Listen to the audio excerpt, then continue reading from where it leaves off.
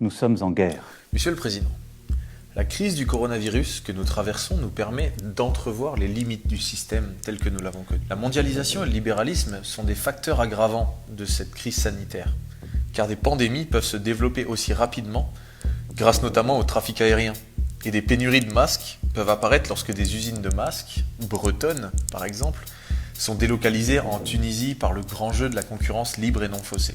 Lors de votre allocution télévisée, vous avez dit que toutes les conséquences seraient tirées de cette crise sanitaire, financière et économique. Toutes les conséquences. Au sortir de cet épisode, nous allons nous retrouver devant deux choix. Repartir comme avant dans cette société inégalitaire, polluante et sans avenir, ou changer radicalement de cap.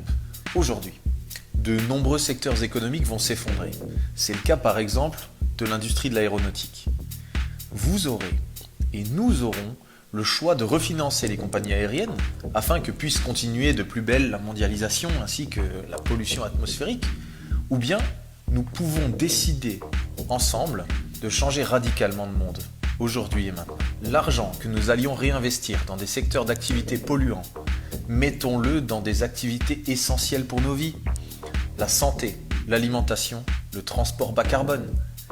Nicolas Hulot réclamait l'équivalent d'un plan Marshall pour financer la transition écologique, soit l'instauration d'une économie de guerre. On souhaiterait vous proposer un plan où on laisse toutes les entreprises polluantes et inutiles faire faillite, mais où on ne laisse pas les employés sans perspective. La France n'est pas résiliente pour son alimentation, c'est-à-dire que nous ne produisons pas assez en France pour nourrir les Français. Si les marchés de Rungis ne sont pas approvisionnés, Paris n'a plus de nourriture au bout de 3 jours. Il nous faut reprendre pied dans un secteur aussi stratégique que notre alimentation. On vous propose donc d'utiliser l'argent que vous auriez investi pour relancer l'industrie de l'aéronautique dans le financement de micro-fermes partout sur le territoire, permettant l'approvisionnement en légumes bio de toutes les villes et villages. La transition agricole permet d'employer énormément de monde au champ, car il va falloir se retrousser les manches pour produire une alimentation biologique de qualité. Une partie de l'argent servira donc à la formation des personnels de l'aéronautique vers les métiers agricoles.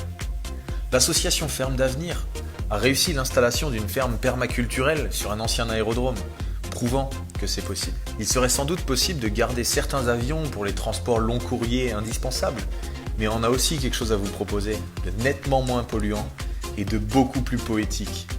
Le transport à la voile. Imaginez un Lorient-Rio de Janeiro à la voile sur un fameux 3-mâts fin comme un oiseau. La marine à la voile ne demande qu'à développer le transport de marchandises ou de personnes, mais encore faudrait-il développer des modèles économiques où on favorise les faibles émissions de CO2.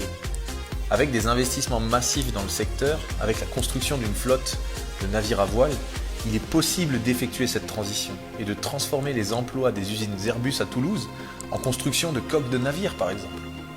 Nous allons devoir apprendre à vivre dans un monde bas carbone, à baisser nos consommations de pétrole et de ressources non renouvelables. Pour s'y préparer au mieux, nous allons nécessiter énormément de monde pour travailler dans l'isolation des logements et dans le remplacement des méthodes de chauffage vétustes.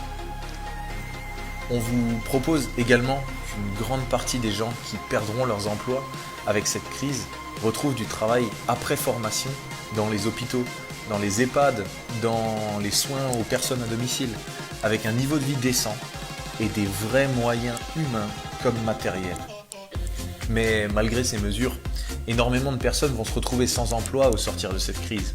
C'est le moment idéal pour développer un revenu de base à grande échelle, de quoi permettre à chaque citoyen de vivre décemment, même s'il ne trouve pas immédiatement du travail.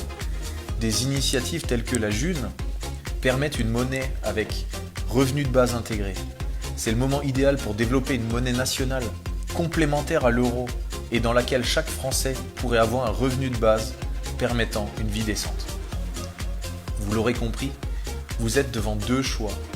L'un est dans la continuation du statu quo, n'engage aucune audace, aucune forme de changement profond, aucun leadership transformateur. Le plan que nous vous proposons, en revanche, permettrait une transition écologique planifiée, ne laissant personne sur le bord de la route et transformant durablement notre monde pour le mieux et le durable, faisant de la France et des Français des pionniers du Nouveau Monde. Les accords de la COP21 étaient considérés comme perdus par la majorité des experts du climat, car cela impliquait une baisse des émissions de 4% par an, donc globalement une baisse du PIB de 4% par an.